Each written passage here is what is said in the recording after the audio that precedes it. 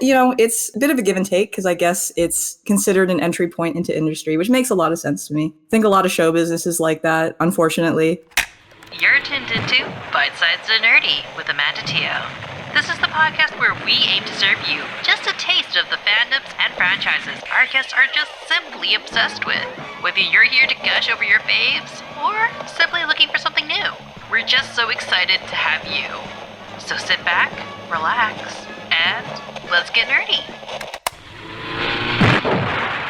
Many people around the world have grown up seeing this highly influential Japanese series in some shape or form. Can you believe that it's still going strong, even after nearly 50 years? On this episode, our guest discusses the show with a name that you may or may not recognize. Hello, my name is Yoshiko Agresta, and I am going to be talking about Super Sentai.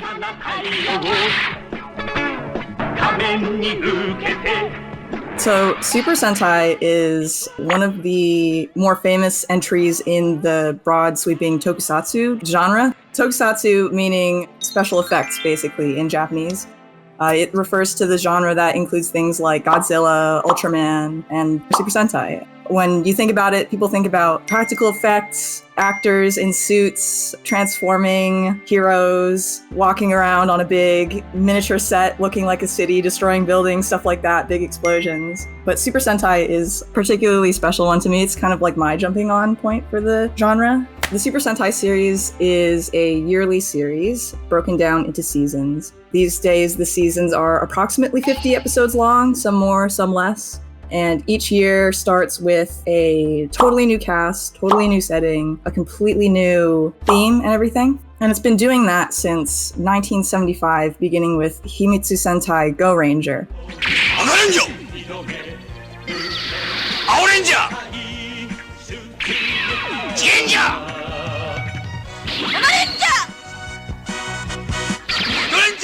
I think it was based off of a manga by Shotaro Ishinomori, produced by the Toei Company, which it's still made by. The series focuses around usually a core 5-man team, sometimes 3, sometimes more. There was a season where there was like about 12 different Rangers, they're called. For people familiar with the Power Rangers series, Super Sentai is actually the Japanese version of that. What Power Rangers does is they take the action scenes where all the characters are in suits, they're transformed so you can't see their faces, and then they reshoot the scenes with the face actors for all the drama bits and stuff like that.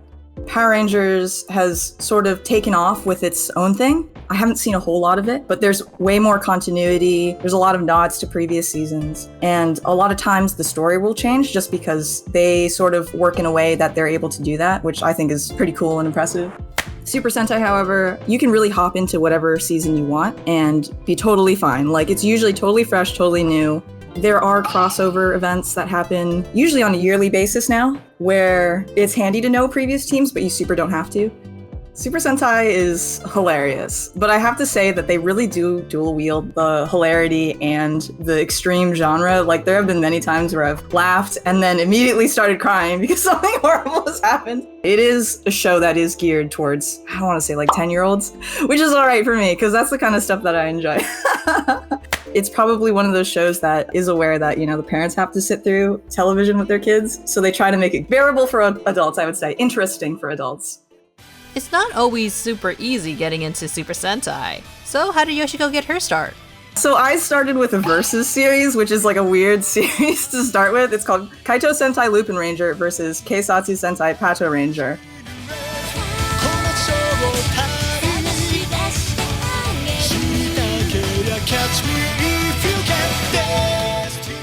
Where it was the first season where there were 2 teams who were at odds against each other. It was a cops and robbers theme. And it was produced, I think, in 2017. A way more modern series than where we started with Go Ranger.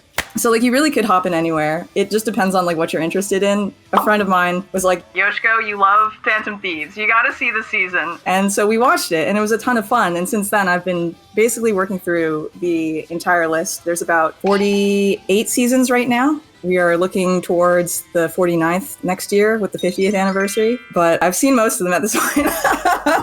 So I really sort of fell down the hole super quickly. When you think of Super Sentai and their iterations, there always seems to be an element of familiarity throughout the years.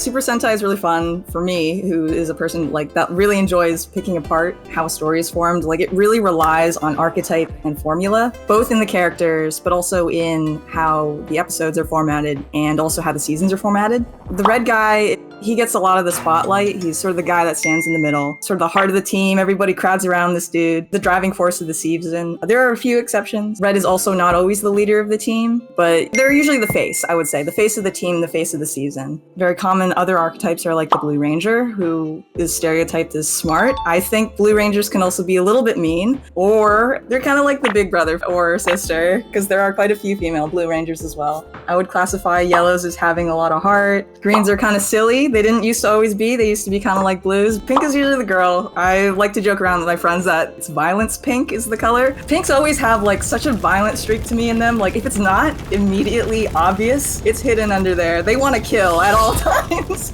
A lot of the archetype and like the formula does sort of feel like tradition in Sentai.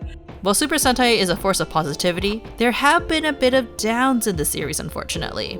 I do know that when sales are going poorly for Super Sentais, usually the viewer rates are bad. They do try to sort of up the ante. More recently, maybe 2 seasons ago, there was a season called Avatar Sentai Dawn Brothers, where apparently a lot of the actors were told, hey, this could be it for our show. You could be the last season. Let's make it good. So they had to really pull out all the stops.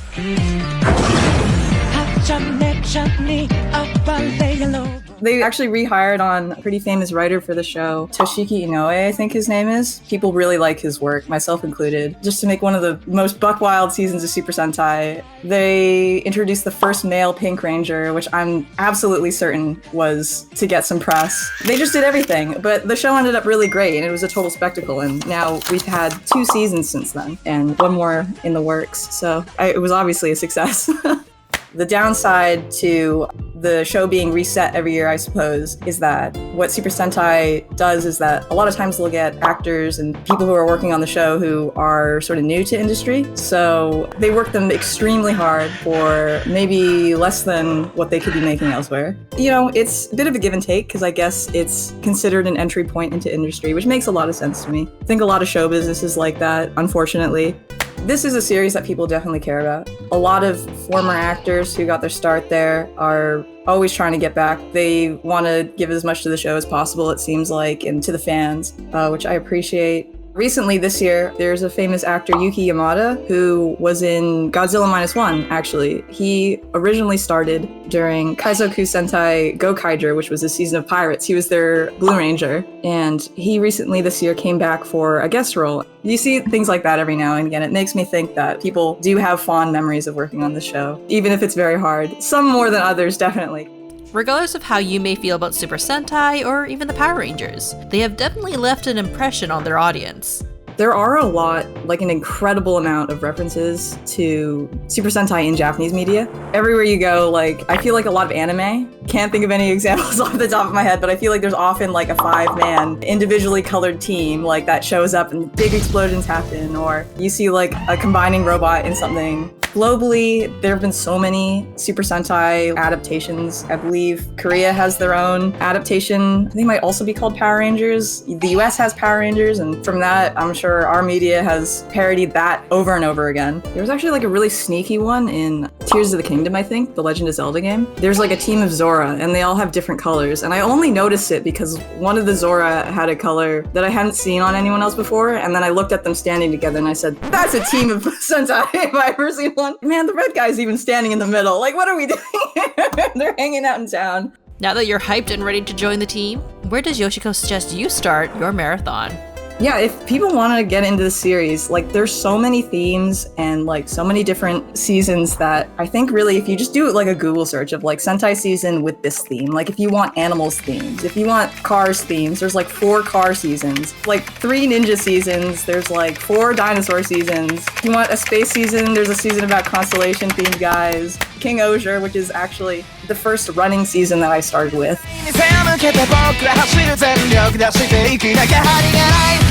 Really near and dear to my heart. I recommend it to everybody. I got my friend started because she's obsessed with angels, and they have an angel season. Like, we watched that whole series together, and now we watch a ton of other stuff. If you want to continue the conversation, people would like to tell me how much they love Super Sentai or any other tokusatsu series that I might want to see, basically send me your recommendations. Not Super Sentai. I'm gonna watch all of those. Don't worry about it. But if you want to tell me how much you like a season, you can contact me. I'm on Blue Sky at yo-yo-yoshiko. I believe my Tumblr is the same. Yes, it's yo-yoshiko, Yoshiko. You can find me there. Or, you can even just like Google my name, Yoshiko Agresta. I'm the only one in the world, so get ready. There we go. You'll find my website that probably has links to my socials. Check out my art. It's a good time. Thanks for joining us on this episode of Bite-Sized and Nerdy with Amanda Teo. Did you enjoy your happy helping of fun facts? Or do our guests have info that they need to retract? Make sure to let us know down in the comments. In the meantime, thanks for dropping by, and we can't wait to see you next time. Hey, thanks for watching. If you didn't know, Bite-Sized and Nerdy is one of our pilot podcast series in a documentary style focused on interviewing fans and their obsessions. If you're interested in hearing more, be sure to like and subscribe to see all of our future projects. In the meantime, we will be uploading a new podcast every Friday at 12 p.m. PDT. So until then, bye-bye!